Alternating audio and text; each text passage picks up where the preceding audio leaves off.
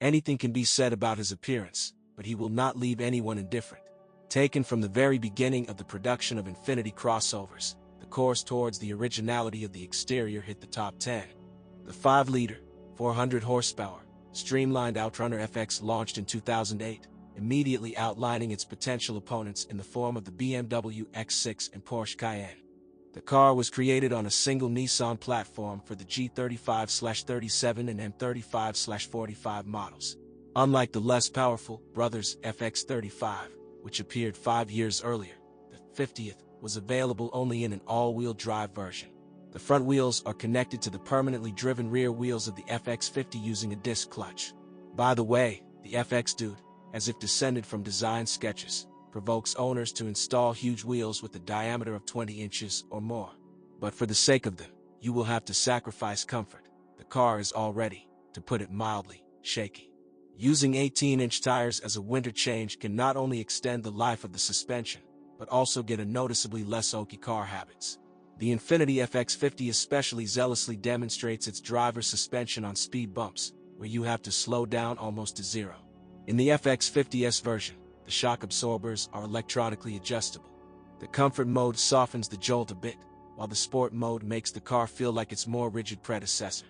Despite the presence of a plug-in all-wheel drive, this sports crossover is a poor all-terrain vehicle. Wide tires, coupled with low ground clearance, a revving engine and short suspension travel, make the FX50 unassailable even in the average snowdrift in the parking lot. The owner of the car must remember, the 50th is not a rogue, but rather a sports car with a frantic disposition and love for a smooth surface.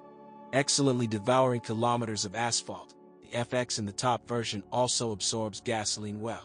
The average consumption in the city of 25 L/100 kilometers is the norm for a high-speed car and is far from the limit if you try to squeeze everything out of the engine.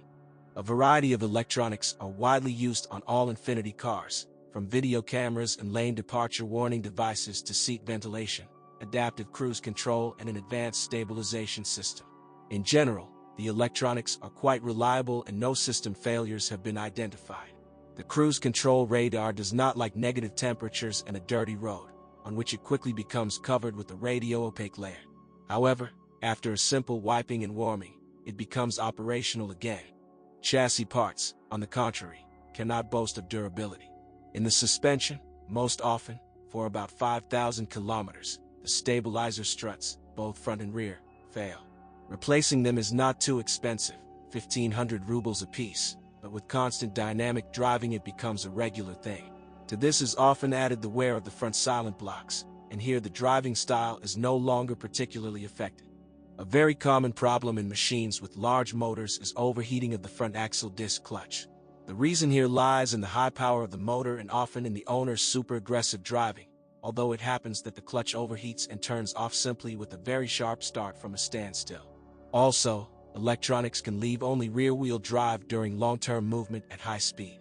It should be noted that overheating of the coupling, accompanied by a flashing symbol on the instrument panel, does not mean its failure. After cooling, the clutch discs are ready to work again, and the overly vigilant temperature watchman, although annoying the owners, still protects the unit from failure and large expenses. The engines of the Japanese, as a rule, do not cause any complaints, as well as transmissions.